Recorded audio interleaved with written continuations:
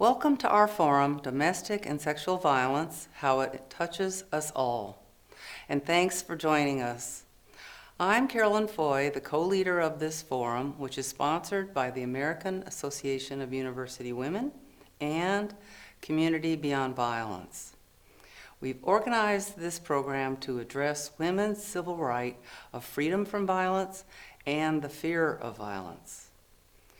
Domestic violence overwhelmingly affects women and girls everywhere, including here in Nevada County.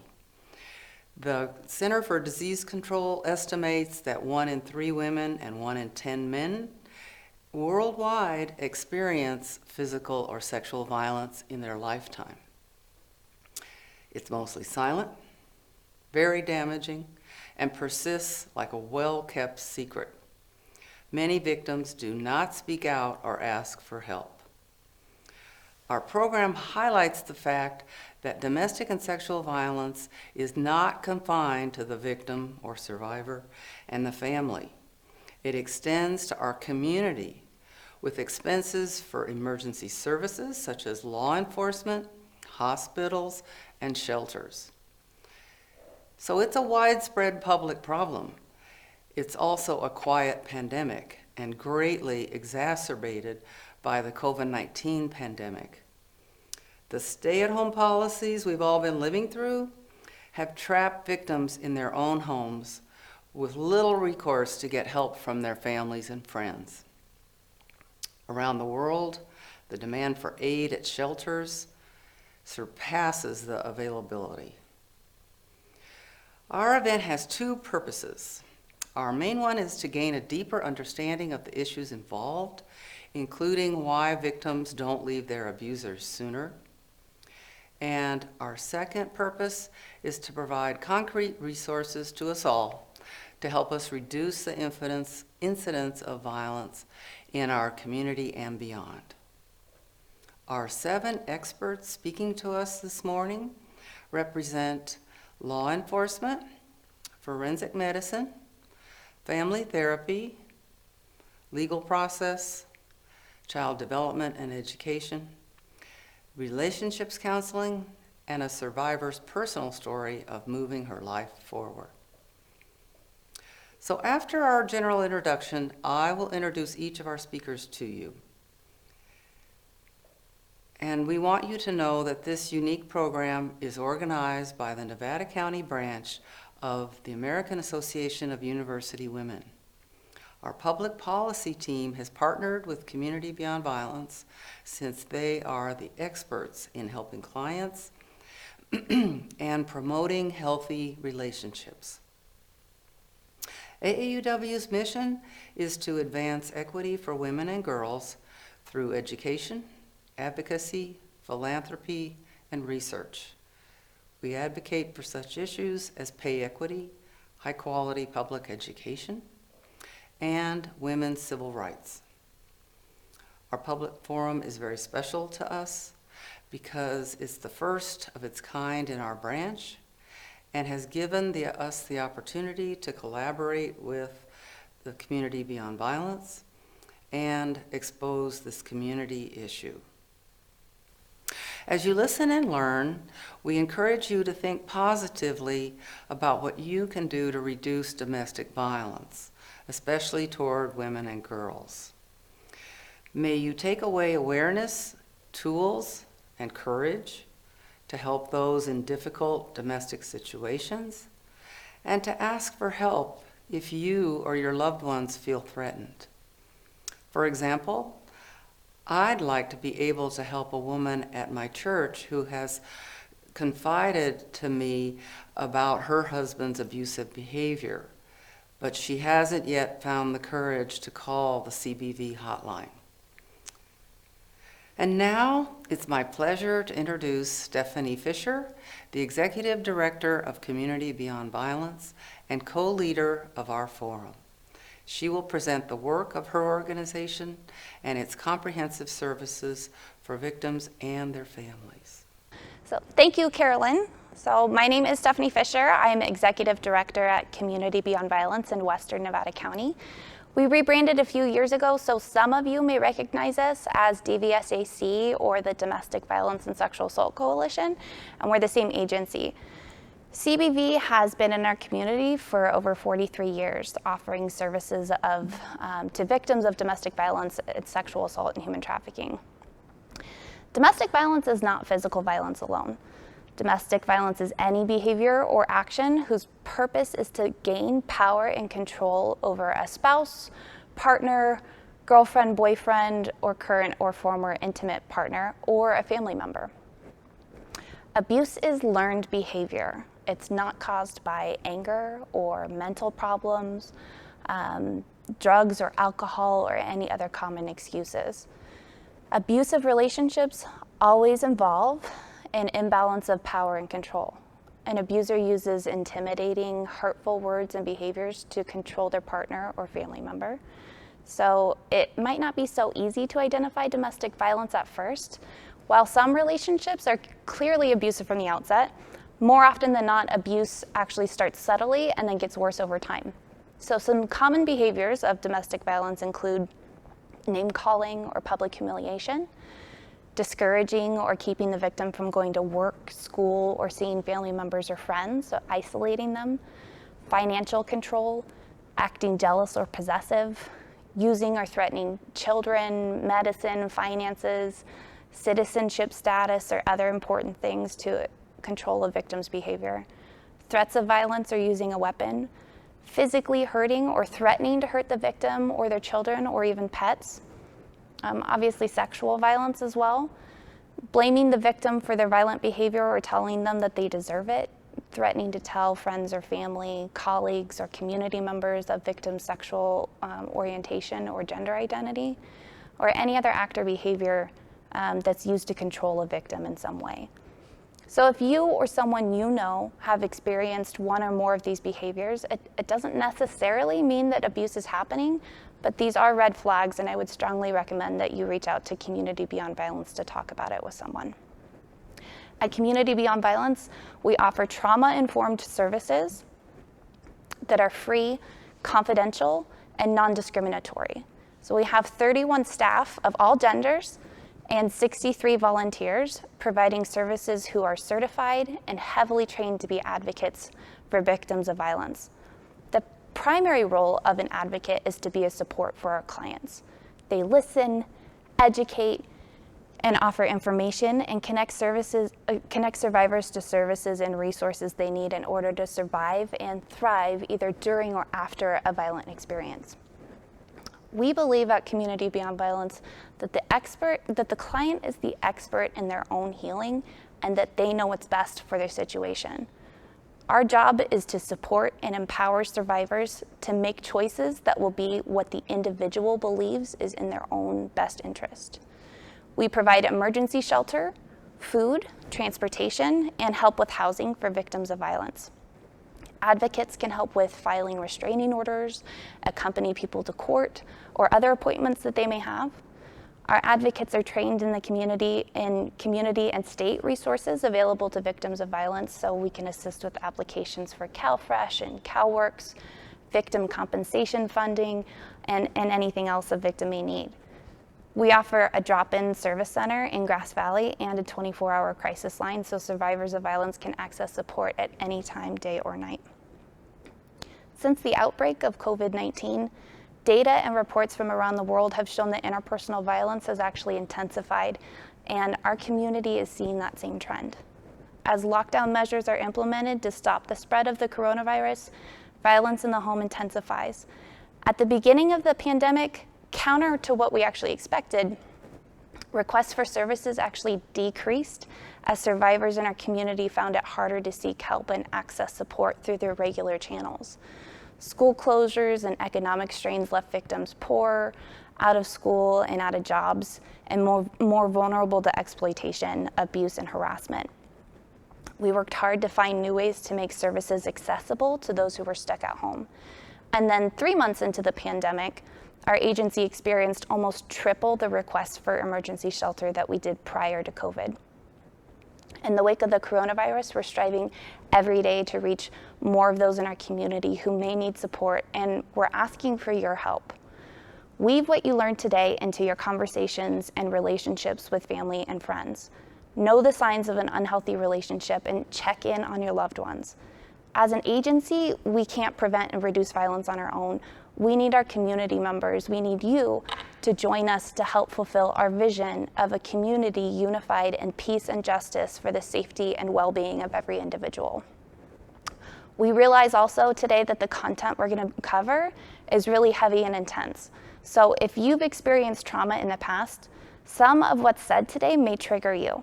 And so our advocates are here to support you. I invite you at any time to call our 24-hour line. That number is 530-272-3467. Or you can text now an advocate, 530-290-6555. You can also chat with an advocate through our website at cbv.org. So thank you for joining us today and enjoy our brilliant panel of experts. The 7 speakers you're about to hear and watch represent the various organizations and roles in our community connected to domestic and sexual violence. Their different perspectives give us a comprehensive view of violence and ways to help others or to seek help. 2 of our original speakers have not been able to join us due to a family emergency in one case and an urgent work situation.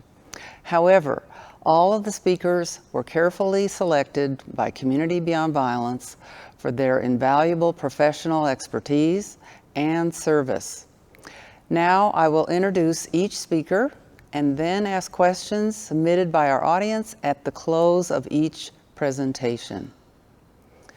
So our first speaker is Janet Stegman.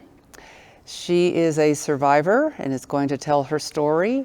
She's also the author of Sandcastles, Tools for Letting Go of Addiction and the Pain of the Past. So Janet, please go ahead. Thank you. Hello, my name is Janet Stegman. I am the author of Sandcastles, Tools for Letting Go of Addiction and the Pain of the Past. I have a counseling practice in which I help people heal of addiction and anything else that they want to be healed of. I am able to counsel people to let go of abuse because I healed myself of creating abusive relationships in my life and also of addiction to food, men, control, abuse. I grew up with an alcoholic, rageaholic, highly critical and controlling father who was also wonderful in many ways, and an alternately wonderful and highly critical and controlling mother who used me for her therapist starting when I was 11. At 11 years old, I knew every single thing my mother hated about my father, all the reasons she was divorcing him.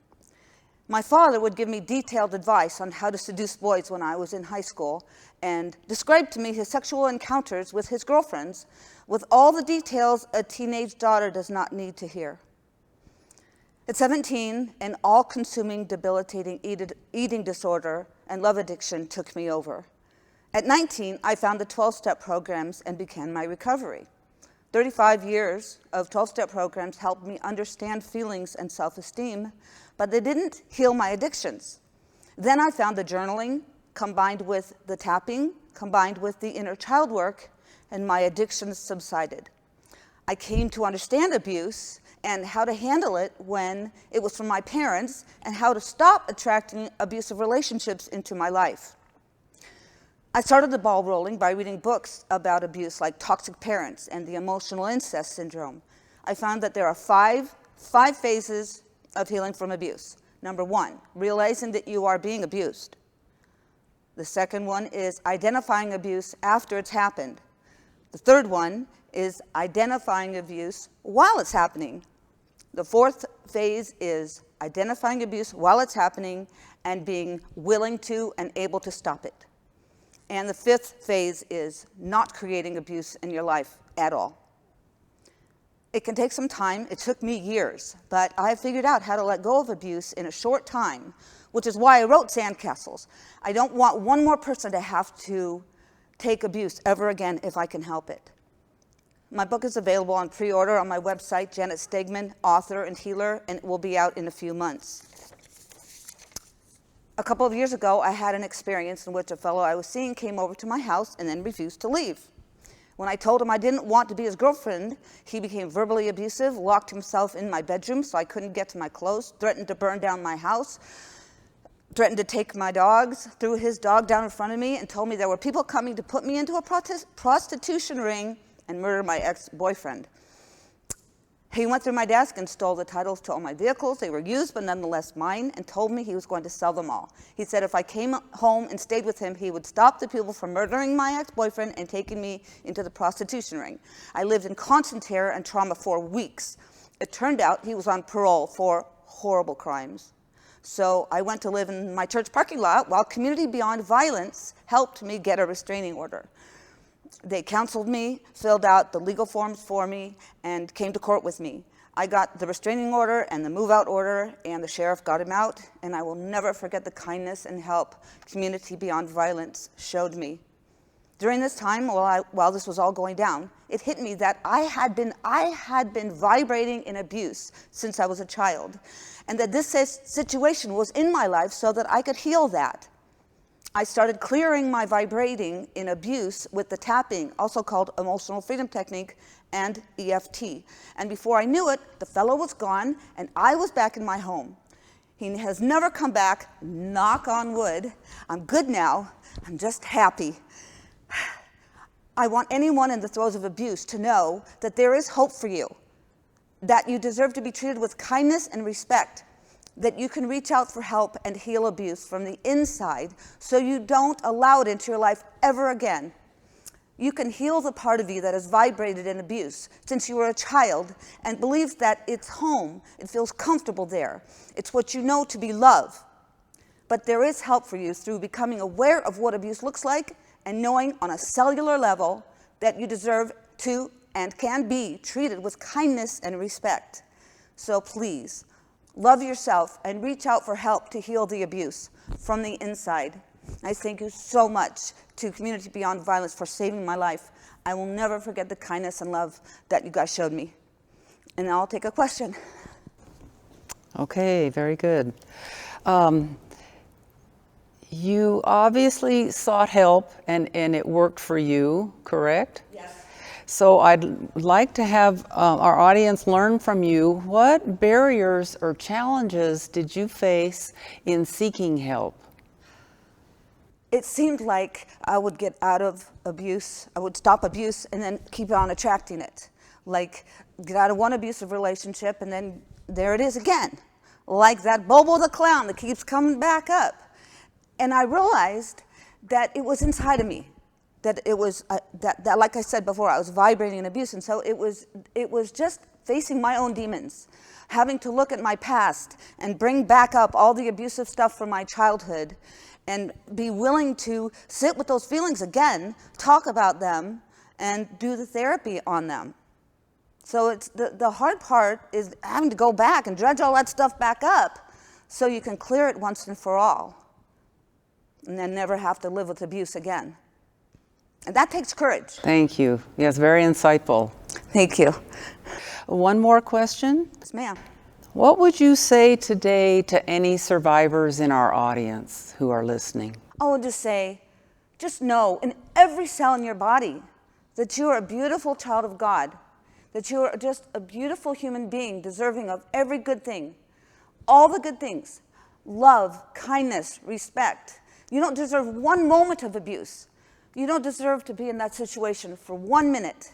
And if you will reach out for help and know that there's healing for you and that there are people who love you unconditionally and are there for you to help you get out of that situation and start creating loving relationships for yourself and a situation in your life full of love. Just always know there is hope and there is help and there's healing out there for you. Janet, what was the catalyst for you to seek help? What was something that happened that you realized you needed to get help? When I was 17, I went on a excuse me. I went on a trip to Mazatlan with the high school band, and I started eating so much food to choke a horse. I was so miserable and so stuffed all the time. I couldn't move. I suddenly had an addiction, and So I didn't know what to do. First I went to a psychiatrist. He didn't help me. Then I tried Schick for the control of weight. That didn't help me. It always came back, like Bobo the Clown. And then I finally found the 12-step programs. I started going to Overeaters Anonymous. I knew I didn't want to live like that. I was miserable, so painful. I mean, physically painful. And then I would take Epicac and throw up, and that was painful. And so I went to the 12-step programs diligently, got a sponsor, read the books, went to meetings, and that's what happened. Well, I had the addiction, and I also had a love addiction. So like, if it wasn't food, it was a guy. And I would, you know, if a guy would break up with me or wasn't interested in me, I'd be in excruciating pain in the fetal position in bed for days. Or it was being addicted to control. I didn't realize I was addicted to control back then. I've realized it later, but I see it now. But at the very least, I had the food addiction and the love addiction to a relationship. I always had to be in a relationship. And he was my higher power, whether he wanted me or loved me. It was an addiction. And I found that out because I also went to other 12-step programs to heal that too. So it was really my addiction that got me started on the path of healing. And it's all, abuse is all part of that. Just that low self-esteem, that belief that that's what I deserve, that belief that I'm comfortable in that.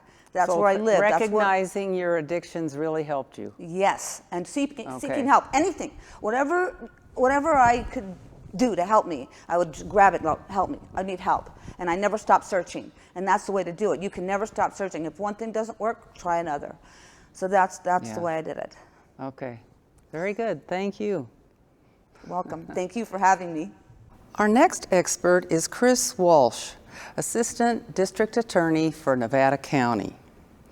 Chris has broad expertise with various sorts of prosecution cases in the state of California: gang felonies, sexual assault, domestic violence, and homicide. So, Chris, please go ahead. Thank you. So what I want to talk about is just a little bit of an introduction to how the district attorney's office and how prosecutors play in the criminal justice system, particularly how it relates to domestic violence victims and sexual assault victims. So really, from the standpoint of understanding where in the process we get involved. Obviously, a case takes place, criminal charges, maybe someone calls 911. The police get called out, they investigate a crime. Let's start out first talking about how it relates to domestic violence victims. As a prosecutor, typically we'll review a case for a filing decision on a domestic violence case when the offender, the suspect in that case, is in custody. It comes into us as a case where we need to make a decision in the first 48 hours to decide whether or not that suspect will stay in custody or not. A lot of times in domestic violence cases, we'll be looking at very brief police reports, we'll be looking at photographs of injuries, and we'll be carefully looking at an offender's past criminal history as it relates specifically to domestic violence type charges. In domestic violence cases, what we're looking for is, can we prove this beyond a reasonable doubt? Typically, you have a statement from a victim saying that the suspect hit them, pushed them in some kind of way. An experienced prosecutor will look at those police reports, will look at injuries for any corroboration of what the victim said took place. Sometimes it's a he said, she said type of situation. And those types of cases can be very difficult for prosecutors to prove. But if we look and we see pictures showing an injury to the victim, if we then look at a criminal history and show that this same suspect has past allegations that are similar to the charges being reviewed in the current case, then that kind of corroborates the victim's testimony and makes it more likely that we'll go ahead and file charges. If we do go ahead and file charges in a domestic violence case, more than likely there'll be an arraignment pretty shortly thereafter, either the same day or the next day. That's typically the opportunity where the accused is brought into court and the charges are read against them. Many times a victim will be present at that kind of hearing as well, requesting a criminal protective order or something like that. In domestic violence cases, it's very often shortly after cases will be filed for a victim to recant and to contact the district attorney's office and say that they no longer wish for charges to be filed. Again, an experienced prosecutor will kind of review all of the stuff going into that and make a determination whether or not they should automatically dismiss the charges, or if they should factor that in, that maybe this is a victim who's kind of stuck in the cycle of violence, and maybe as a prosecutor, you should still try to proceed forward despite those challenges. In sexual assault cases, the process is similar but slightly different. In most sexual assault cases, those are cases that are investigated for some time by a detective or investigators, and typically they're submitted to the district attorney's office as an out-of-custody filing, meaning that the accused is not currently in custody at the time. And the reason why is just because there's a lot more investigation that typically goes. Maybe it's DNA tests that are involved. Maybe this is an allegation that took place 10 years ago, and it takes time to kind of investigate to see whether or not, again, there's corroboration of what a victim is saying. And so typically the district attorney's office will have more time to make a filing decision in those kinds of cases. In a sexual assault case, typically there will be a forensic interview done if it's a minor. Those interviews will often take place at the district attorney's office, and we'll have prosecutors watching those interviews via closed circuit television, kind of monitoring to see if the victim appears credible and if the allegations can be proven. Whatever the charge, whether it's a domestic violence case or a sexual assault case, oftentimes the most significant, important decision that a prosecutor makes is the filing decision. That decision always is the standard of, can these charges be proven in court beyond a reasonable doubt? Prosecutors have broad discretion in making filing decisions. And really the law wants it to be that way. The key determination when a prosecutor makes a filing decision is trying to hold a guilty person accountable while equally trying to make sure that an innocent person isn't wrongfully charged. These types of charges are very serious, and even if they're later on dismissed, can really carry some serious ramification for the accused. So as much as prosecutors want to make sure that a guilty person is held accountable and that victims are heard and believed, equally, we have a very important obligation and ethical responsibility to make sure that innocent persons are not wrongfully charged. Okay, thank you. Well, we have a few questions. Thank you for this very clear description of how you go about deciding on a case for a situation that is domestic violence or sexual assault, and they're not identical. Yeah, thank you. Can you please talk a little about the quote, cycle of violence, how that impacts the prosecution? Certainly.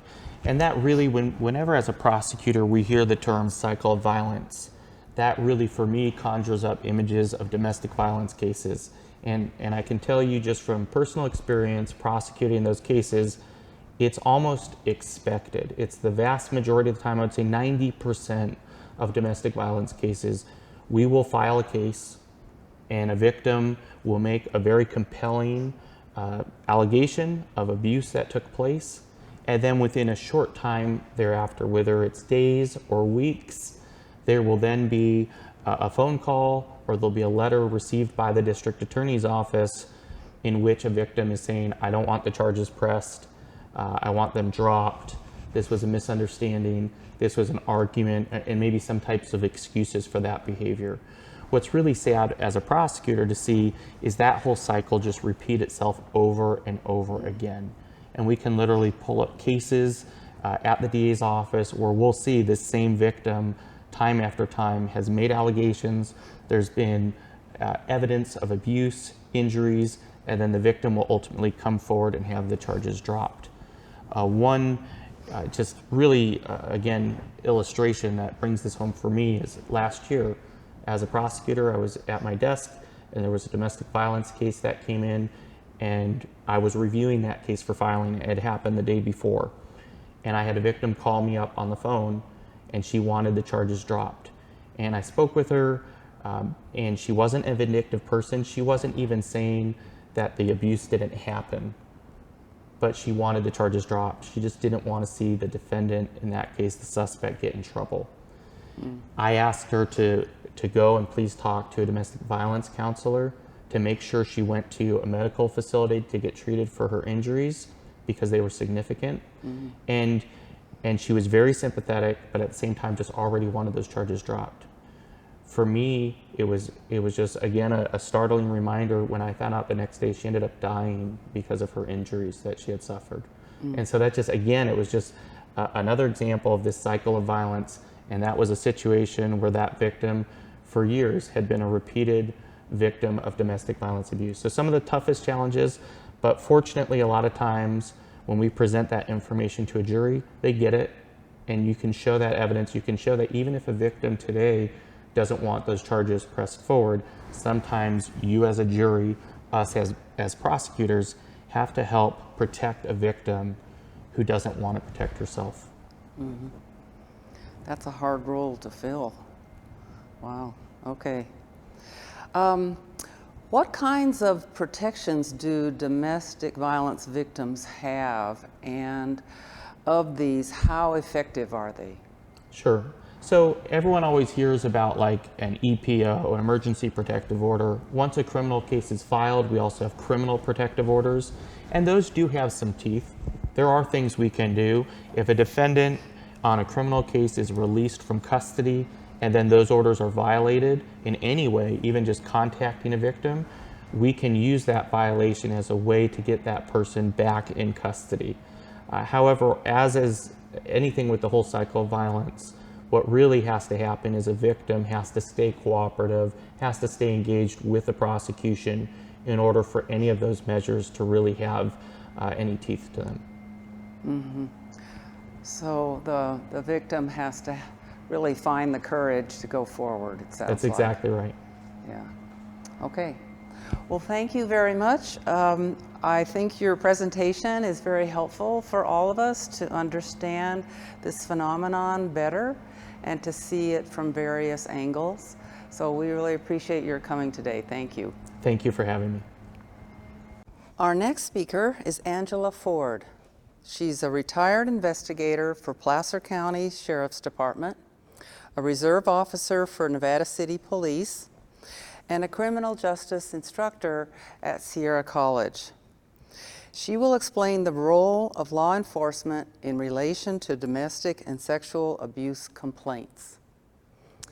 Please go ahead, Angela. Thank you for that introduction. So, like you heard, I am retired from Placer County. I served the sheriff's office for 15 years as a deputy sheriff, and my primary role there was as a detective investigating crimes against persons. And then I went to the district attorney's office where I maintained that same role.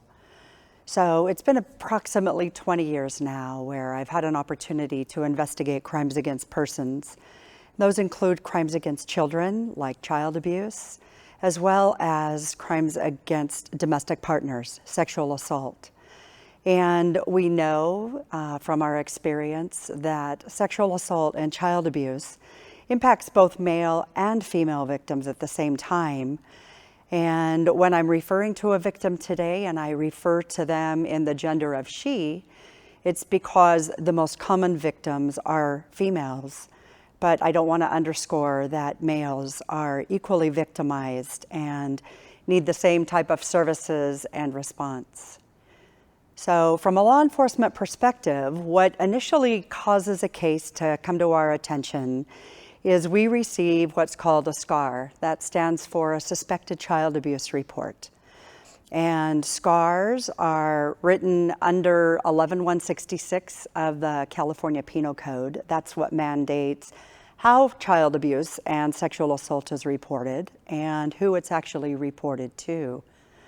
So when law enforcement first gets a report of either sexual assault or a child abuse report, the first thing that we do is we go into databases to find out whether or not this person has been a victim before, and whether or not the alleged perpetrator, the suspect, has been named as a suspect before. And we do that by going into child abuse databases and researching any history on the child, the family, the suspect. And then California maintains its own database. It's the Child Abuse Central Index, also known as CACI. And that's maintained by the Department of Justice.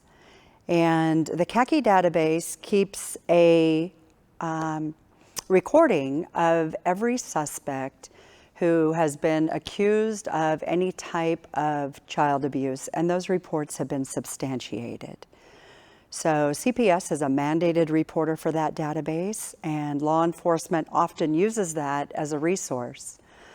As you may have heard previously by other presenters, not all cases are prosecutable, and that happens for a number of reasons. But the CACI database gives law enforcement and CPS a tool to understand when somebody has been named as a victim more than once or a suspect more than once. We're then able to overlay those reports and establish a regular pattern of behavior so that, unfortunately, when suspects are suspects, they abuse more often than just one time. And usually the reports are consistent, even when the victims don't know one another. So when we get this report, the first thing that we do is we cross-report. And cross-reporting means that law enforcement sends a copy of that report to CPS as well as the district attorney's office. So CPS investigates most cases where the perpetrator lives in the home or the parent isn't protecting the child against the suspect. Law enforcement investigates all cases of suspected child abuse, whether or not that child lives in the jurisdiction in which it's being reported. So when we get a report of suspected child abuse, we find out where that case occurred, the jurisdiction. We find out who may already know about the case, who was around, who might be a witness. And then we interview the victim. If it's a child, victims are interviewed in most jurisdictions in California by a forensic interviewer. I'm a forensic interviewer. I have been for the last 20 years. And what a forensic interviewer does is interviews the child in a controlled setting where they're in the room with the child, asking questions in a very non-leading way, to where the child has an opportunity to provide their account of what happened to them, answering open-ended questions. And this helps us later on in the prosecution so that we don't have any obstacles or stumbling blocks in the way that questions are asked. Also present normally for those interviews is the rest of the team that makes up an investigation of child abuse, domestic violence, or sexual assault. And that team is the investigator, a CPS worker, somebody from the district attorney's office, usually a deputy DA. If there's any type of physical injury at all, we have a nurse available to hear the account of what occurred. There's a detective on the case that's listening to the interview. And then there's an advocate. An advocate is somebody who helps provide resources to that victim to make sure that they're able to grow in a healthy way. So during the interview, the interviewer asks the questions, and then later on during the course of the interview figures out what member of the other disciplines might have any questions. And the reason for that is because in the past, in the 1980s and the 1990s, it was common for victims of child abuse, of sexual assault, to be interviewed over and over and over again by 8 or 9 people. And by the time that they had provided their account that many times, they were victimized all over again by the system. And so we want to give them a safe place to give their account of what occurred and to be asked those questions through the voice and the ears of just one interviewer, so they don't have to tell their account several times. We're able to use those tapes to provide information to the prosecution and to the courts all the way through preliminary hearing. The detective can actually use those recordings in order to testify in behalf of what the victim said. Because of the way that our Constitution is written, if a case goes to trial, the accused does have the right to be confronted by any witnesses or accusers against them. When that happens, we're still able to use that recorded interview initially in case the person that we interviewed forgets any details. But it's really important to have a safe place. So that's how disclosure originally occurs. Now, something that I found during my career in law enforcement is that disclosure is a process. And a lot of times, when we interview somebody who's been victimized, we only get a small account of what occurred. And the way that we put the pieces together for our investigation is through witnesses that may have seen or heard or observed things that happened. There's a saying out there, and it says, when you hear something, if you see something, say something. And we've heard that a lot lately in regards to a lot of situations that are going on in our world. But it's really true in the realm of child abuse and domestic violence. A lot of times it's not the victim that comes forward and makes the initial report. And many times people are afraid to report, they're afraid to be involved. And it's those people that we later find out as we interview them that had crucial information on what occurred with that child or what they saw. And it may just be something small. California law mandates that there are certain individuals that are mandated reporters to child abuse, but usually those are people that are already involved in the child's life once the abuse occurs. Those people are doctors, counselors, pastors, teachers, social workers, law enforcement. And those people, in the course of meeting that child and interviewing them or interviewing the victim, gain crucial information that they might need in order to make that case. And so if a person is afraid to report, they can report anonymously. There are forms available online that they can fill out, and they can send to a social service agency in that area. What happens when law enforcement goes out with those reports is they contact the victim, then they go out and they contact witnesses.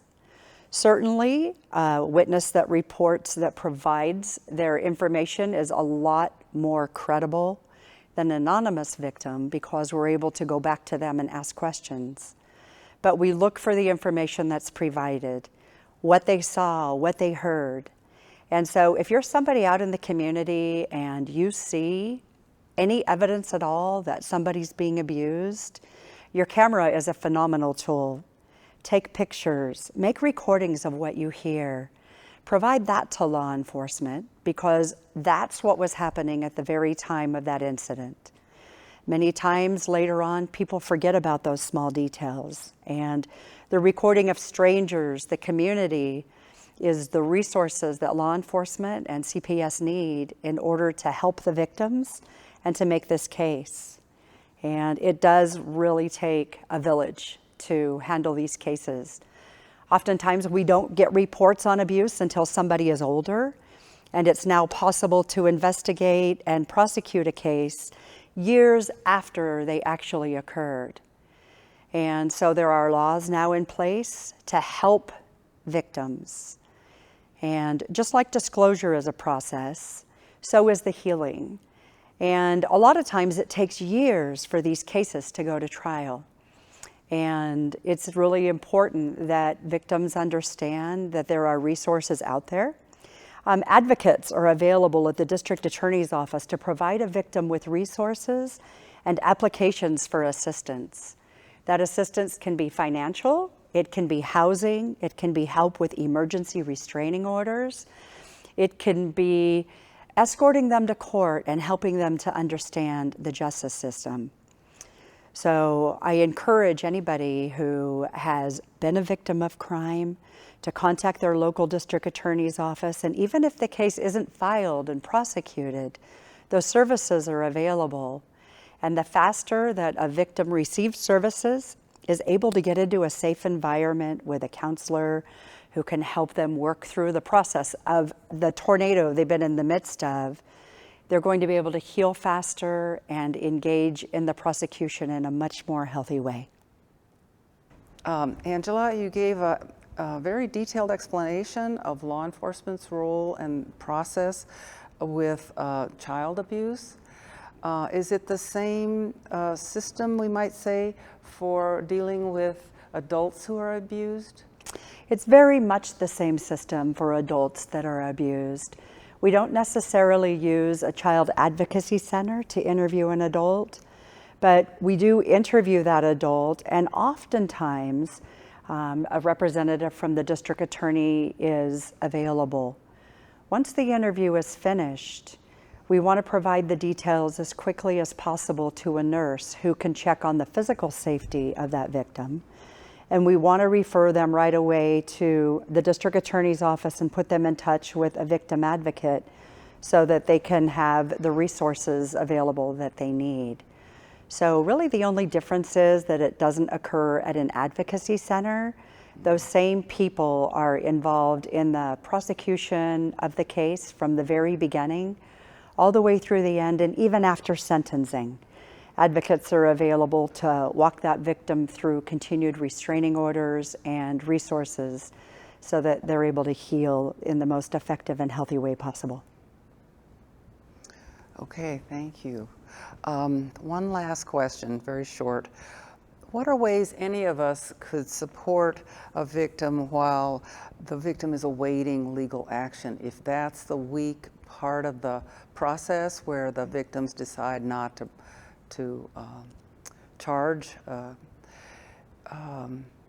Is there anything that we can do if we know if somebody in this situation? There is so much that the community can do that isn't a professional response.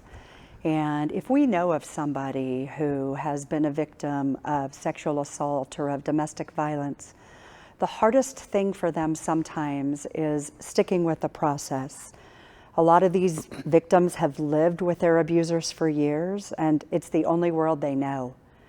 And so having a safe place to go, somebody safe to confide in, somebody to walk along with them in the process, somebody who will go to court with them, who will encourage them to go to counseling, who will maybe provide them a safe place to stay or just stop by to see how they're doing, changes the world for these victims. Many times it takes a year to 2 years for the entire case to go through the process.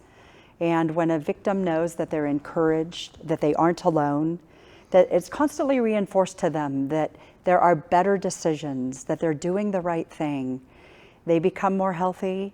Conversely, they provide a more healthy environment for the children that live in their home as well.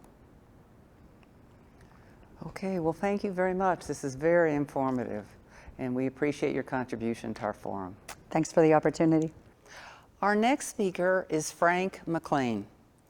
He is the co-creator and facilitator of Beyond Trauma, the Balanced Relationships Project. This is a community transformational resource for considering elements of the culture of violence, pursuing transformation, and practicing communication as equals. So we're glad to have you here, Frank. Please go ahead. Thank you. Appreciate to be here. Today I want to talk about domestic violence and sexual assault and the balanced relationships approach. When we as a community deal with domestic violence and sexual assault, my observation and experience tells me we are seeing the consequences of a culture of image, a culture of violence. It seems we live in families and communities in which we imagine how ourselves and others should act, and then go on to control and coerce others and ourselves. So if life is a sequence of events, and each of our actions influences our family and community, isn't it fair to say that all of us participate in determining the level of violence in our communities? If violence were the enforcement arm of dominance, is there then also fair to say that when our families and communities have a violence problem, we also have a dominance problem? And what is dominance? In the Balanced Relationships Project, we propose dominance is simply any one of us saying, I want what I want when I want it, and I'm willing to do whatever it takes to get it. Who of us has not at some time taken this attitude or capitulated to someone who is taking this attitude? It appears that when any one of us overtly, covertly, or ignorantly disregards the boundaries of others or our own boundaries, we create and sustain violence and rape culture in our own relationships. I do not say this to shock or to shame or to judge us. I believe we are all doing our best at any moment. And in my observation and experience, virtually all of us have been through a lot of dominating behaviors and their resultant control, coercion, and violence. Our experiences of violence and the trauma that follows seems to have greatly influenced our lives, lives of most of us as human beings. They certainly influenced mine. 30 years ago, my 19-year-old stepdaughter brought my dominance, control, and coercion to my attention. I entered a batterer re-education program and a year later began training to facilitate the groups. My co-facilitator in training went on to facilitate a violence awareness and prevention program in San Quentin for 16 years. He told me of the first day of a young man coming into his group. At the end of this first session, my friend asked him if he had any questions. And the young man replied, yeah, where were you guys when I was in high school? Why do I have to come in here to get this information? Hearing this story brought tears to my eyes. He was right. We were primarily working with men who had been arrested or convicted. I told my friend, I will do this. I will work to create and facilitate a community-based domestic violence, sexual assault, and violence prevention program. I have been facilitating this program titled Beyond Trauma, the Balanced Relationships Project, in association with Community Beyond Violence in Grass Valley, California, since January of 2017. And I am deeply grateful for their support. In my experience, violence traumatizes us humans, and we humans do violence for the purpose of dominating others and ourselves. So I work with men, women, partners, preteens, and teenagers who carry trauma arising from their experiences with violence. The word trauma comes from the Greek word for wound, and we propose this wounding is the result of being hit. In this project, we identify 7 distinct categories for hitting and wounding others and ourselves. We identify specific predictable events in violent incidents. We identify specific roles in violent and abusive relationships. We observe that violent and abusive relationships seem to be inherently unstable. We work to create relationships where no is a complete sentence, and where all parties are safe to become their authentic selves and are safe to experience and create their authentic life. When people ask me who I work with in these groups, I answer, good students.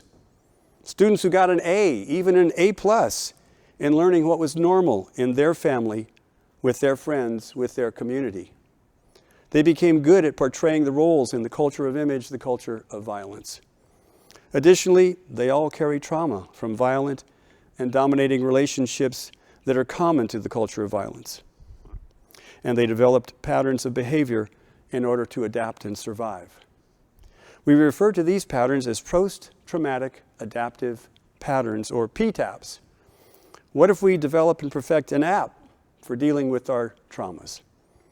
These post-traumatic adaptive patterns can also be called reactions, habits, and addictions. We've also heard them referred to as comfort zones. We further note that under pressure, we humans will run this app, and that this app is likely to be reenacting violence that was done to us. Why? Because I know it worked on me, and I learned by example how to do it. So what's the issue here?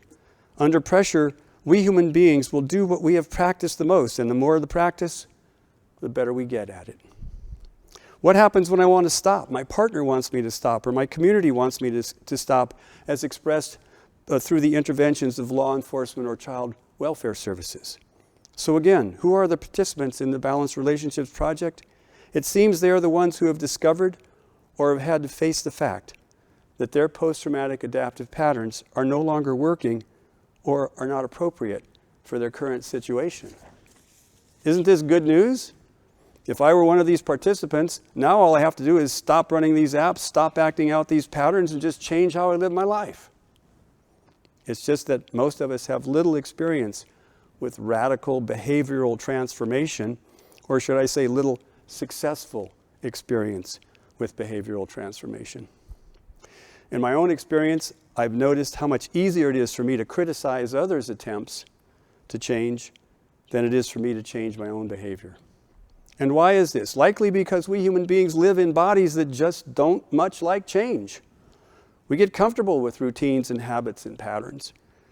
Additionally, maybe behavioral transformation hasn't become normal in our partnerships, families, and communities. Maybe we still look at those working to change as them instead of us. It seems we are now at a time of greater family and community desire to support transforming out of the culture of image, the culture of violence. We as individuals and communities are now exploring how to transform. After years of dispensing information, it became clear that information alone was not as effective as we would like it to be. My co-creator, Julia McLean, and I trained and brought tools for transformation into this work. We learned we have physical post-traumatic adaptive patterns that accompany the thoughts we have that we repeat in our post-traumatic adaptive patterns. The physical and the mental are linked because we feel, think, and act within our bodies. Therefore, we brought practices for transforming physical patterns as well as mental patterns to our work. We have observed that if I can't disrupt my post-traumatic adaptive patterns, I will likely repeat them. Which brings me to another aspect of this question. Why is change so difficult? What if many of us in our community were not aware of the ways that we control, coerce, and abuse? What if many of us were unaware of the ways that we participate in the culture of image, the culture of violence? Wouldn't we then be unaware that we were strengthening the very thing we were working to change? Which brings me back to that morning in San Quentin. What can I do to bring awareness, transformation, and respectful communication to my community? I've learned that the work of transformation takes time, effort, and support. This is what the Balanced Relationship Project brings to our community, a place to develop a real working knowledge of control, coercion, violence, dominance in personal, family, and community relationships. It's a place where working knowledge of the predictable events in a controlling, coercive, violent incident, where we can learn those things, where we can learn a clear understanding of the most common patterns in abusive, controlling, and unbalanced, unequal, unstable, dominating relationships. When we look to strengthen awareness, set intention, and establish practices for transformation. Finally, we work to transform from a language of dominance to a language of equal, respectful, and effective communications. I invite everyone to request an introduction to Beyond Trauma, the Balanced Relationships Project, to see how this work could enhance the work you and your organizations are doing to benefit your community. I appreciate this opportunity to talk with you. Thank you very much, Frank. It sounds like you developed a lot of insight into this whole area of behavior of abuse. Frank, we have a few questions for you. The first one is, how do the men in your groups come to be participants? Most of them are referred by the Community Beyond Violence staff, therapists, and child welfare services.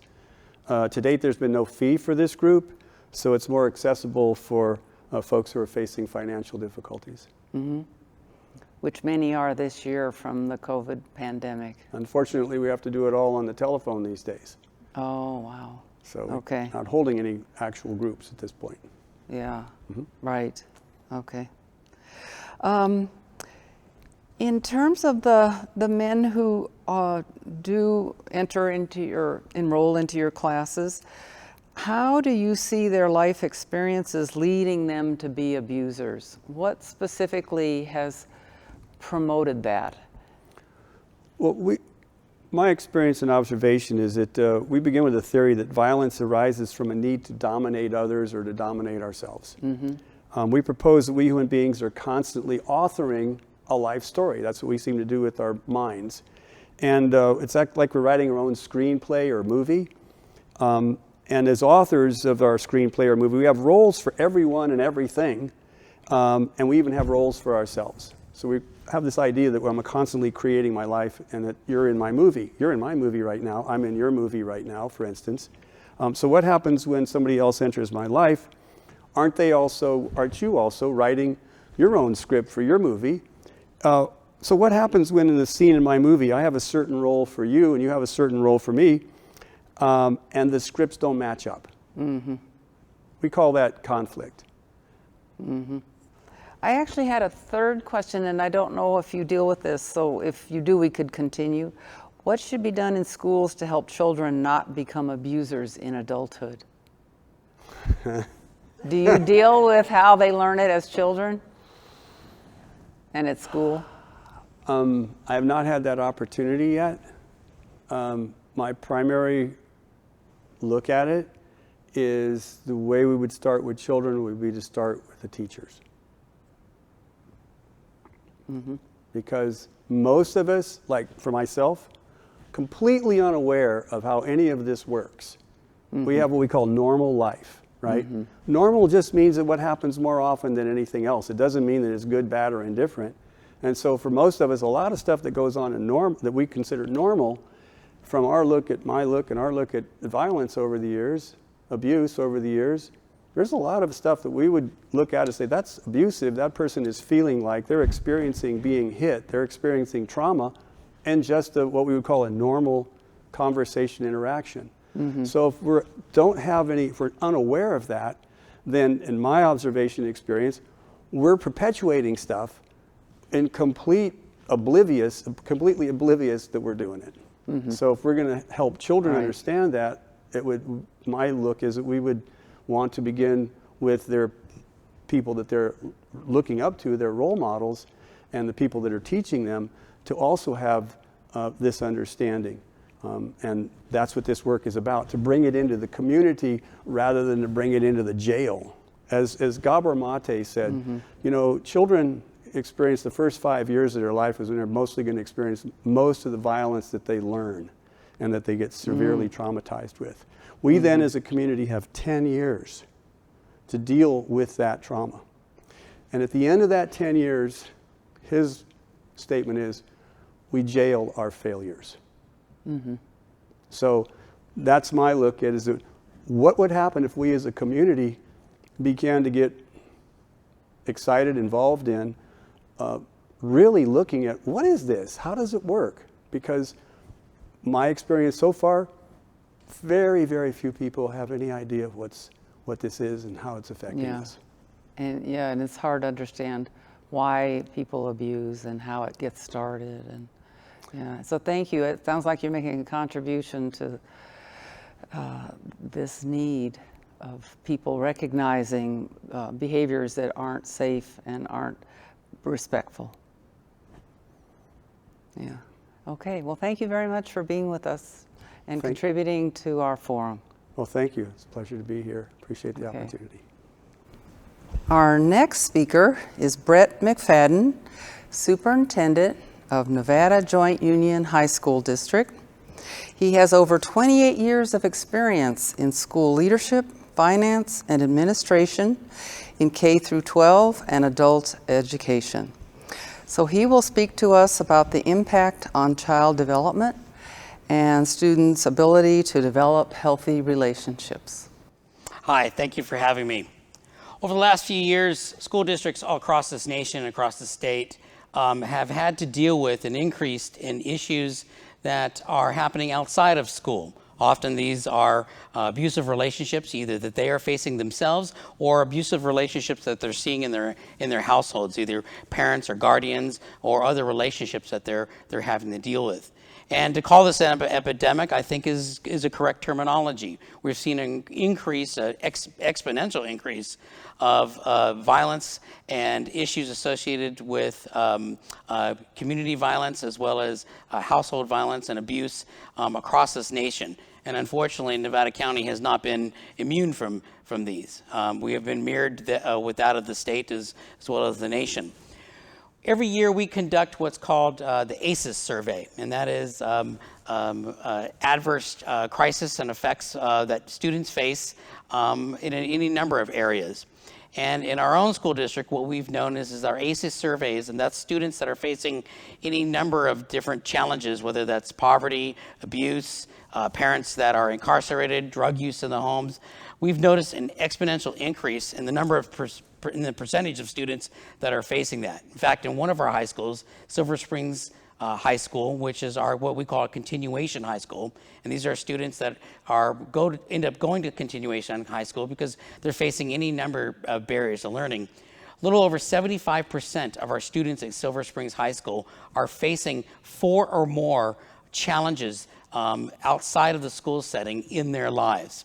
And one of these, of course, has been abuse. Now, in the school district, we have employed over the number of years, and frankly, we've gotten much better at this than we were 20 years ago at this. So we employ a number of different types of personnel and programs that we have to identify and attack these problems, both by ourselves, working as a school district, but also in partnership with other public agencies, as well as community partnerships like groups like Communities Beyond Violence here in Nevada County. And so what do we have is a number of personnel. We have social emotional counselors, and these are counselors that are dedicated just to addressing social and emotional work. Years past, counselors would be looking at academics and grades and are students being prepared for their career or technical or vocational or even college preparatory work. But our counselors and the role of counselors have changed dramatically, and frankly, for the better. So we have social emotional counselors that we have employed. We also have academic as well as mental health intervention specialists. And also we have school social workers that are on campus as well, offering a team approach to helping students to identify and deal with what we call barriers to learning. These barriers to learning have dramatic effects in the classroom. Not only can they impact a student individually, but they can also impact the broader learning environment, not only of the classroom, but also the entire school setting. And some of the things that we see when students are coming to our campuses who are facing strife and challenges at home can be depression, anxiety, eating disorders, emotional problems. Even they themselves would be acting out and with poor behaviors or even violence in some cases. Many of our students will suffer from certain diagnosed disabilities, what we call in the area of special education disabilities, or being labeled as potentially emotionally disturbed, and the challenges that they're facing associated with that.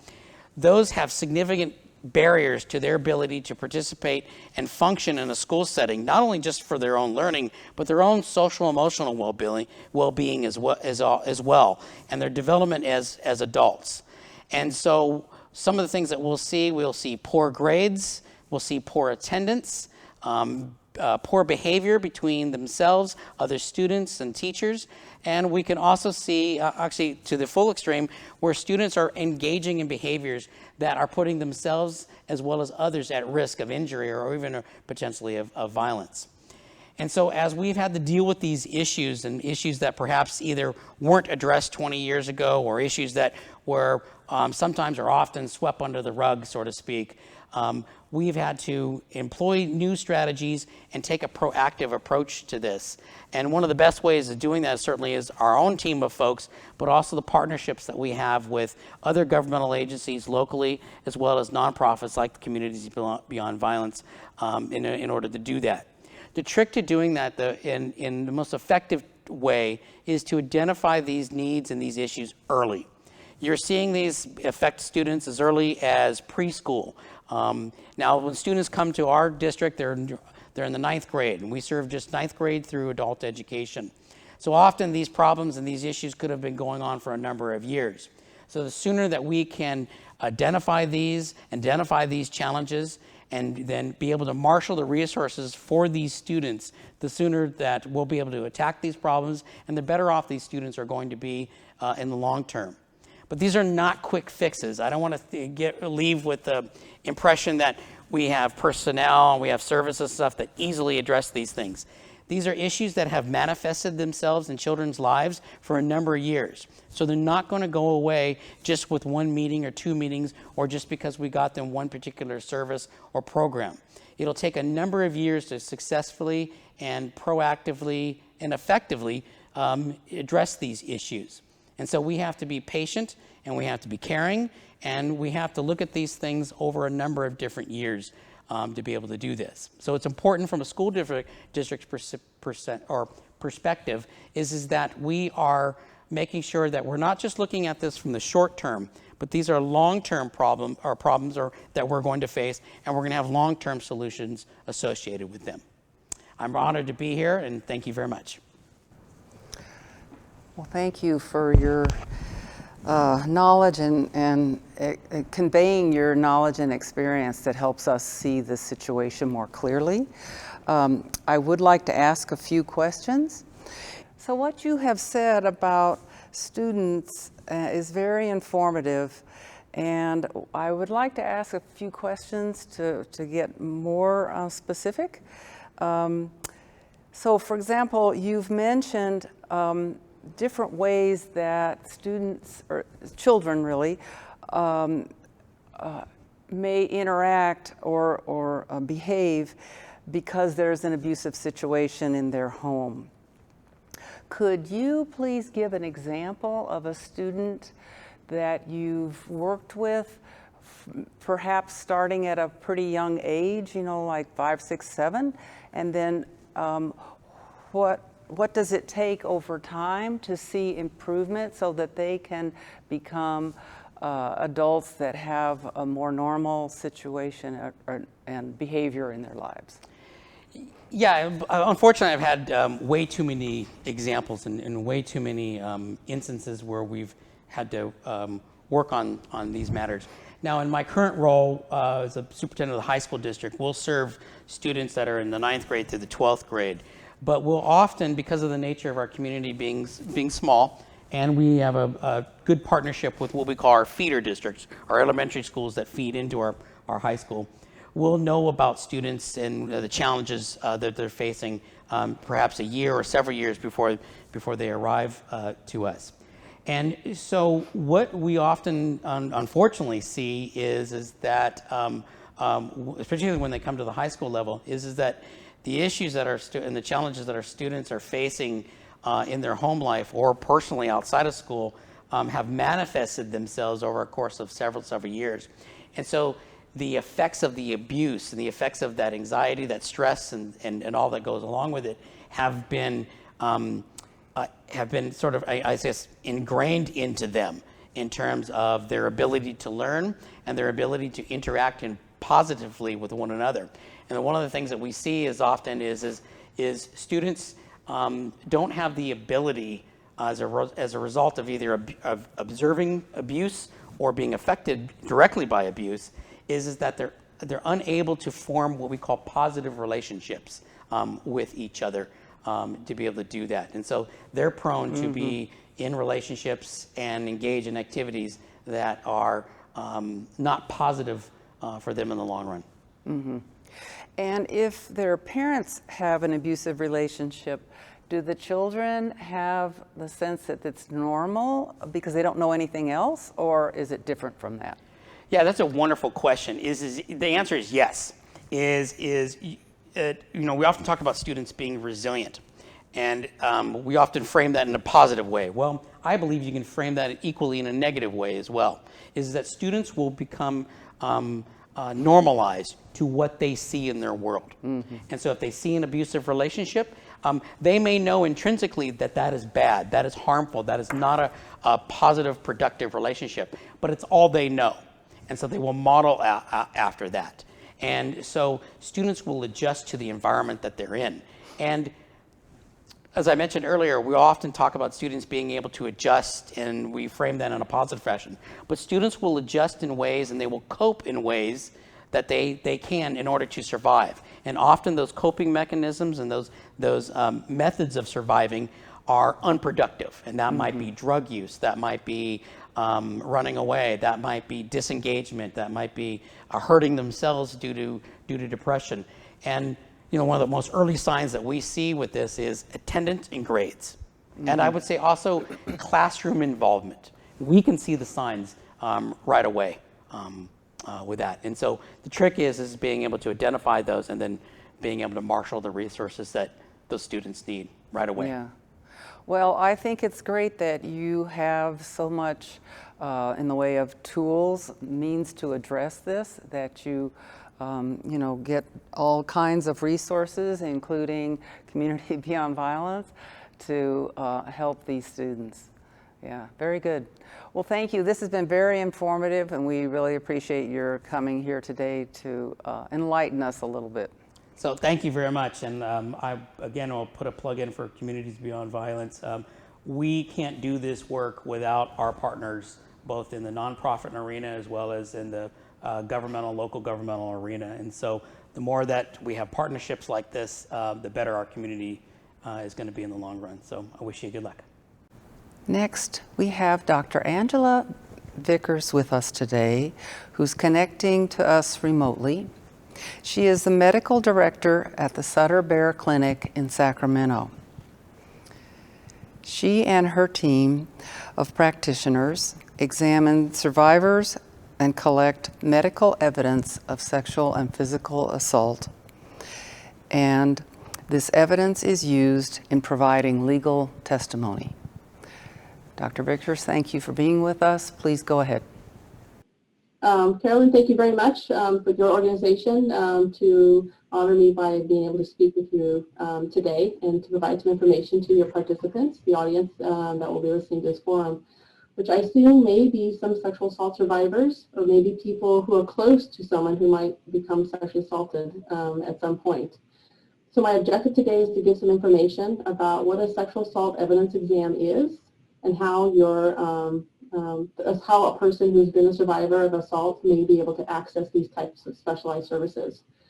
I'm the medical director of the BEAR program down in Sacramento, affiliated with Sutter Hospitals. We have an outpatient clinic that we open up 24 hours a day to provide these types of on-call emergency forensic exams. We serve about 10 counties in Northern California. Some of the counties we serve do have a local sexual assault forensic team, but they may not provide specialized exams or exams that are available 24 hours a day. So we will back up a lot of the teams, the smaller teams in Northern California as well. So a sexual assault, as horrible as that is, when survivors are interested in coming forward to have evidence collected and to have a medical exam done, it must be in a very supportive and compassionate way by people who are very much trained on how to collect this type of evidence so that it would stand up in court when the time comes, if a case actually ends up going to court. The people on my team, there's about 12 of us, nurse practitioners and physicians, and some nurses as well. And we've been specifically trained for more than 2 years, each one of us, to provide this type of specialized exam. Each one of us has done about 100 or more exams and have been on the team for 5 to 25 years in my case. So it's quite a bit of expertise with our Bear Clinic to be able to do these types of exams. We would have a patient come in for the exam, collect information about their medical history, collect information about what had happened to them, because that helps direct us to what type of evidence to collect. And then we would do a head-to-toe medical exam, very meticulously collecting evidence from different parts of their body, and also taking photographs of any injuries that might be related to the sexual assault. The last part of the exam would be a pelvic exam on female patients, because we do also see male victims of sexual assault. But on the female patients, it would be a pelvic exam. And on both genders, it may also include doing an anoscope, which is looking into the rectum to see if there's any evidence or any injuries. The exams are 100% voluntary. If a patient does not want to have an exam done or doesn't want to have certain parts of the exam done, it is totally fine. We'll just explain to them each part of the exam, and then they make the ultimate decision about what they're comfortable doing. And for some patients, they may not want to have an exam done, and that's absolutely fine. It's really what they decide based on information that we give them as far as what their options are. During the medical exams, we also have an advocate present, always. We have the advocates either come to the clinic, but in these times of COVID where we can't have multiple people in the exam room, we have the advocates communicate with the patient on the phone. And from Nevada County, it's the Community Beyond Violence advocates that will come down to Sacramento or call into our exam room so we can provide that advocacy to the patient and really clarify the rights they have and the options they have as far as having an exam done and what they feel most comfortable with. It's also important for survivors of a sexual assault or their best friend or relative that's trying to support them through this horrible process, the horrible event, is that there's a short timeline to be able to collect forensic evidence and to do the medical exam to look for injuries. In California, the state protocol, it's 5 days for adolescent and adult victims of a sexual assault. 5 days from the time there was the last sexual contact during the assault. Okay, that's a very short window. A lot of survivors of sexual assault are not comfortable making a disclosure within that time frame, and that does happen. That doesn't mean a police report can't be made at some point when they do feel comfortable, but if they are interested in having a medical exam done to collect forensic evidence like DNA, it really does have to be within that short time frame. And the sooner we're able to do the exam, the more likely we're able to recover evidence and document injuries. But again, it's really up to the individual survivor, because for many people, it's a tremendous challenge to overcome to be able to just disclose what happened to them, much less come in for a medical exam to have it done. For children under 12, the time frame is 3 days. It's a shorter time frame. There's some other forensic reasons why it is a shorter time frame, but there are very few children who disclose child molestation in that time frame to be able to collect it. But if we do get a disclosure, then we're able to do that exam. And we also provide medications to prevent STDs, and we provide medications to prevent pregnancy, all done at the office. For the services down at the Bear Clinic, there is no charge for services. Almost all of our exams are authorized by law enforcement, and then law enforcement ends up paying for the forensic evidence exam. But there's a few cases that we do where the patient presents without having law enforcement doing the investigation. I wanted to talk a little bit about that. But most of the time, the process for coming down for an evidence exam would be that the survivor would make a police report. And that's, again, one of the first challenges that can be very difficult for someone to be able to reach out to law enforcement and tell their story about what happened to them. But it is the best pathway as far as being able to document what happened to them, make the police report, and collect the evidence.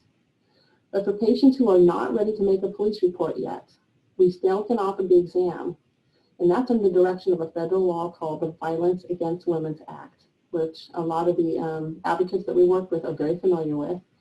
And the advocates or the local medical professionals that a patient might present to can contact us 24 hours a day, and we can bring those patients down even when they're not ready yet to make a police report, to have the same type of exam done with evidence collected and DNA testing.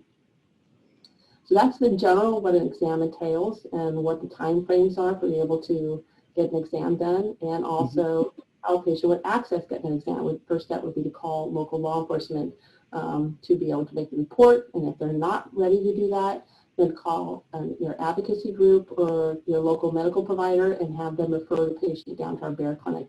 24 hours a day, we can be able to get those exams done. So that's kind of in a nutshell what I wanted to provide for your participants. I don't know if there's additional questions that you folks may have that I can be happy to answer. Okay, that's great. Thank you. Well, first of all, you mentioned getting an exam, and that survivors can do this without necessarily having a police report. How does a person who is a survivor of sexual abuse get a rape kit? How do they know what to do? So if they're not interested in making a police report at the time, I would that they call their local advocacy groups. So Community Beyond Violence, if you're living in Nevada County, every county has a rape crisis center.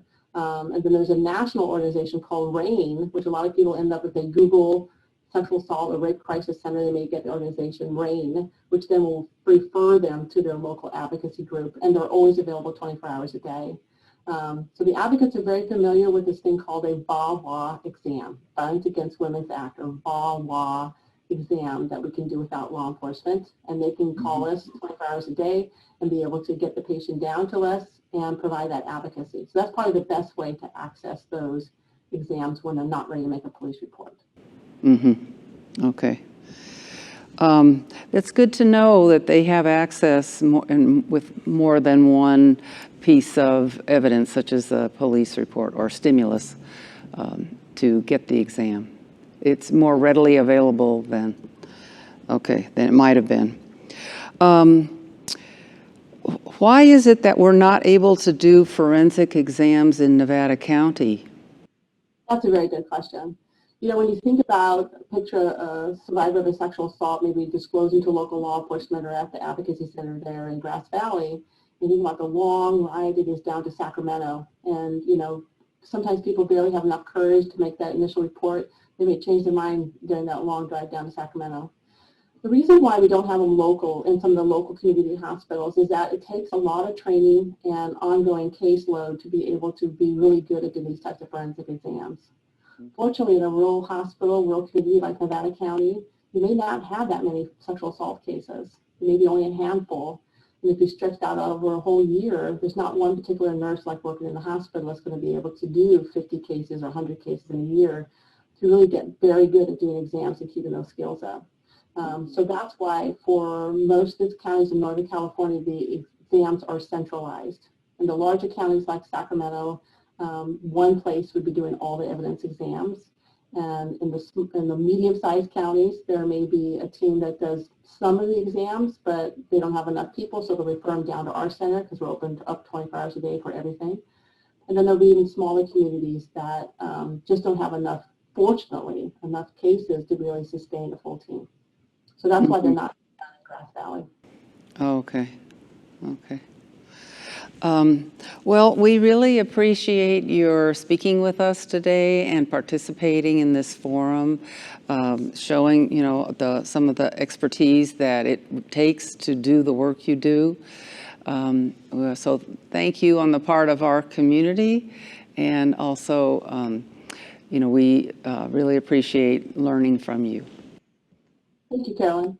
And I'll provide my contact information to the organizers of the meeting, and patients can call us down at the office, or if there's other agencies they want to reach out to, questions about sexual assault exams, we can help answer those. Our next expert is James Pritchett, who is an associate marriage and family therapist at Community Beyond Violence. He will speak to us about causes of domestic violence and how it's passed down from one generation to the next, and ways to help survivors and building healthy relationships. So thank you for being here. Please go ahead. I'd like to thank the AAUW for having me here. It's an honor and privilege to be able to talk on this topic today. I'd like to talk about a few things related to domestic violence, trauma, and therapy. First, I think it's important that we recognize that violence comes in many forms. Violence can be physical, violence can be emotional, and violence can be psychological. These issues that we face today, they transcend ethnicity, gender, and class. We must take all of this into consideration and take a holistic approach to treatment. The kind of people that we see come into Community Beyond Violence span a wide demographic of diversity, age, and socioeconomic status. Sometimes we treat people because they are trying to get out of an unhealthy relationship. Sometimes we work with people trying to learn how to build healthy relationships. And sometimes we work with people that want to process trauma from childhood. Taking a trauma-informed approach to domestic violence is important. Being trauma-informed takes considering that intersectionality of violence and behaviors originate in complex ways and complex forms. It's important to look at the big picture. It's It's important to look at the history of someone's life to understand the origins and how we can change the outcomes. More often than not, violence is a learned behavior. From our earliest days, in the environments that we grow up in, we watch our caregivers. We watch what they do, we watch how they act, we hear what they say, and we learn how to mimic these behaviors. Examples of this include walking and talking. It includes positive things, and unfortunately, it includes negative ones. In many cases, domestic violence is a learned behavior, and that the people that are perpetuating these acts have seen it happen before. Sometimes they've just seen it happen in the house that they grew up in, and sometimes it happened to them. Other times, it may have happened around them, it may have happened to a sibling, it may have happened to a friend, it may have been perpetuated by a family member or a neighbor or a relative. These patterns are passed down from one generation to the next, often hiding in the shadows. Take spanking, for example. Most people who spank their children were often spanked themselves. This would be an example of a passed down behavior. What makes it even more complex is when the person that is spanking says things like, "I'm only doing this because I love you." This is a line that I've heard many people say has been said to them by their abusers. "I'm only doing this because I love you."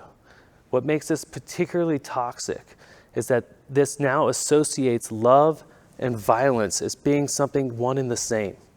And these people learn and they condition themselves to believe that love only happens when there are these acts of violence, maybe it be the emotional or the psychological, and often sometimes is the physical. This is how these messages and patterns are passed down from one generation to the next. We call this intergenerational trauma, and it's a big topic. However, there's hope. Just as these behaviors have been learned, they can be unlearned. And just as they have been passed down, the chain and the cycle of abuse can be broken. So, how do we help? We help by providing safety, an environment of trust, and sustained support for long and short-term care. At Community Beyond Violence, we provide a wide variety of services to create a survivor-first approach. We aim to remove assumptions, to consider the unique and diverse circumstances that bring each individual or family to our offices. We make safer spaces so that our clients can get help and get support. This is foundational to our mission. Safety first. Without safety, one cannot reasonably be able to heal from these wounds. If a person is unhoused, if a person is financially dependent on someone else, then they really can't transcend these patterns. Their safety needs have to be met first. Along with safety comes trust. We must create a culture of trust where each person can feel like they can be themselves. It's not uncommon for a client to have been gaslit. They've had their sense of self and autonomy systemically stripped from them, and they can feel powerless when they come through our doors. We connect our clients to resources so that they can regain this sense of self, so that they can move forward.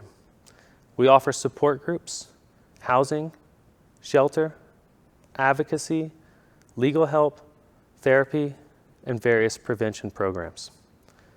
Each of these services can be utilized by our clients based on their needs and situations. There's no formula or one-size-fits-all solution. It's important for us to provide a multifaceted approach to the healing. This kind of support that I offer as a therapist aims to shift these patterns. Therapy offers space for someone to have a relationship of safety and trust. Often people have not had this from their abuser. And how we heal it is through offering it. The opportunity for a restorative relationship is to help someone heal is tremendous. It just takes one relationship to start the pattern to shift. Really just takes that first step, and safety. Okay, thank you. I have a couple questions for you from our audience. The first one is, why do you think domestic violence has become so prevalent in our society? I think domestic violence has become so prevalent in our society, again, because this is a learned behavior, and our society has conditioned people to normalize violence. Look at media, look at video games, look at the kind of images that people are presented both like in the national dialogue, but also in what they're getting in their home lives. When violence is normalized and these behaviors are looked past or these behaviors are accepted, then other kids and other people are learning how to do these very things. And this is what I was mentioning about the intergenerational trauma and why these things are passed down and how they're passed down from generation to generation. If this is all that someone has ever known and all that someone has ever seen, then how can we reasonably expect them to do anything different? Mm-hmm. Yeah, okay, thank you. Yeah, that's very broad, unfortunately. Unfortunately, it is broad. And I think it's also important to look at this problem from a multifaceted approach of recognizing that we can't just treat part of the problem. And we do a lot of work in our organization to work with survivors, but we also have to work with perpetrators. We have to stop this behavior by the people that are doing it. We can't just help the survivor and allow a perpetrator to go commit these acts of violence towards other people. And I think that is part of also why it is prevalent, is because the perpetrators get to go untreated. And that is where the holistic approach and understanding that these are learned behaviors and that these perpetrators have seen these things happen before, and so they're doing what they know, they're doing what they've seen. Mm-hmm. Thank you. Yeah, that does help us understand this issue a little better. Yeah, thank you. Another question relates to stopping domestic violence. You know, you mentioned that helping victims feel safe, and that there are, and in your work, and that there are lots of treatments and even prevention that can help people. But what about the average listener here today, for example? People in our audience, what do you think they can do to help stop domestic violence? Thank you for asking. I think the number one thing we can do is prevention, is we raise awareness through prevention and education. Mm-hmm. One of the things that we do at CBV is we have a prevention program that goes into schools to help address these behaviors and teach the children about healthy relationships, red flags, warning signs, and the language of how to notice and how to speak up and speak out for what they might be observing in their own home or what they might be hearing about one of their classmates happening in their home. And so I think the thing that we can do the best to prevent this from getting passed down from generation to generation, perpetuating through our communities, is to raise awareness through education. Mm-hmm. And that's something that you can do through online resources, through local community groups, through local agencies. And the more that we can teach each other and hold each other accountable and stand up for each other, the more that we can learn how to say, hey, that's not okay. And when we can learn how to speak out about that, and we learn how to notice what is and what isn't okay, then we can start to make changes. Mm-hmm. Okay, yeah, thank you. I think that's all for today. Your information is excellent. It's very practical. It helps us see the broader picture as well. And I wish you lots of success in your work with families and individuals, because it sounds like we need it. Well, thanks very much for having me, and I look forward to doing this again. Okay, very good. Thank you. So that's all of our speakers for today, and what a great group of people who work hard every single day to make our communities safer for individuals and families. So thank you to all of our speakers for the amazing and difficult work you do. I want to just close today by talking a little bit about resources that are available and what you as viewers can do to help prevent and reduce violence. If you believe you're in an unhealthy or abusive relationship, Community Beyond Violence is an incredible resource available in our community to help talk through your situation, identify your needs, and figure out your options. Everyone's situation is different and everyone has a different set of needs. Our advocates are trained to be able to sort that out with you and can help you access services in the community. Maybe you want a restraining order or you need shelter. Maybe you need help in applying for benefits or finding housing. Or maybe you just need someone to listen and tell you that you're not crazy, you're not alone, and you're deserving of respect. One incredible resource in our community is 211 Connecting Point. So while they don't take reports of abuse, they can patch you through to our crisis line. And of course, they're a wealth of knowledge and other available community resources. As an individual, if you suspect a friend or family member is experiencing abuse, there are several things you can do. We've all heard the phrase, as Angela mentioned, if you see something, do something, but what can you do? Well, it varies depending on the situation. But the answer is whatever you can do right now to stop that abusive moment from happening. So I wanted to give you 3 Ds today. Remember the 3 Ds: direct, distract, or delegate. The first option is directly. Of course, it's an option to directly intervene when abuse is happening. But we always advise you to first check the situation to make sure that it's safe for you to do so. Not all people have the personality or the situation that allows them to be able to feel comfortable enough to speak up or feel safe to interfere. The second option is to distract the situation. Remember, the point is to do what you can do to stop that abuse from happening in the moment. So you can distract the offender, get their attention off the victim by any number of things. It could be, maybe it's changing the subject if you're in a group setting, or it could be dancing, honking your horn, knocking something over in the store aisle, anything you can do to distract the offender so that the victim can have an opportunity to escape.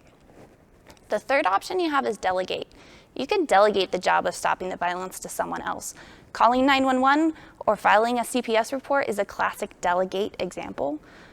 You're getting an authority to intervene, but you can also delegate to others. Maybe it's getting a school teacher or administrator involved. Maybe you get a friend of the offender or a victim to check the situation. You can delegate it to somebody else. If we begin to rethink how we respond to violence and indicators of violence, then as a society and as a community, we can start to shift social norms. So if you see a man yelling or publicly humiliating his wife in public, most people think, oh, poor woman, but that's none of my business. I don't want to make things worse. So they don't do or say anything, and nobody else does anything either. The message then, that if that woman is a victim, that what she's getting is normal and that it's okay for her to be treated that way and that no one cares about what's happening to her, or that maybe she deserves it. I had a client tell me one time that she was going on a double date with her husband and another couple, and she accidentally knocked over a water glass at a table, and he called her an idiot. He called her all these names. She couldn't do anything right. That's why she wasn't allowed to go anywhere by herself, and it went on, and her friends didn't say a thing. So she thought she was crazy. She thought she deserved it. She thought nobody cared about how he was treating her, and she just needed to suck it up. So when you see or hear something that gives you a feeling that it's wrong or disrespectful, do something. That's how we as a society will begin to shift social norms and show that behaviors like that are not tolerated. You don't have to be witnessing violence or abusive behaviors in order to make a difference. There's some other things that you can do to prevent and reduce violence in our community. First, check in on your friends and family. People are isolated right now. Tell them and show them that you're a safe person to talk to. Be a support, even when it's hard. On average, it takes a victim 7 to 9 attempts to leave before they leave an abusive situation for good. So even if it's hard, keep being a support for that person. Share a resource. You can give our 24-hour crisis line number out, or you can do that overtly by texting or telling somebody our crisis line, or you can do it covertly. So we have a lot of hand sanitizer bottles and pens with our information on it. So anyone's welcome to come by our office and pick some up to hand that to somebody who might need our number handy. You could also volunteer at our agency. We have an incredible group of volunteers who work hard every single day to provide the same services that our advocates do. And we're starting a volunteer class soon in March. And so if you're interested in a virtual training, you can go to our website to find more information. You can also donate. So maybe you don't have the time, maybe you don't have the time to give, but you might have the financial resources. You can give to our agency. We are a nonprofit. You can text, or you can go to our website at cbv.org and donate online. This event is recorded and it's going to be made available after February 5th on both the AAUW websites and the Community Beyond Violence website. So if you're interested in obtaining any more information on the topics or issues we've covered today, please visit those websites and click on Public Forum. And always, as a reminder, if you or someone you know is in need of support due to an abusive or unhealthy relationship, please call us anytime 24/7 at 530-272-3467, or you can text us at 530-290-6555, or chat online at cbv.org. Thank you for joining us today.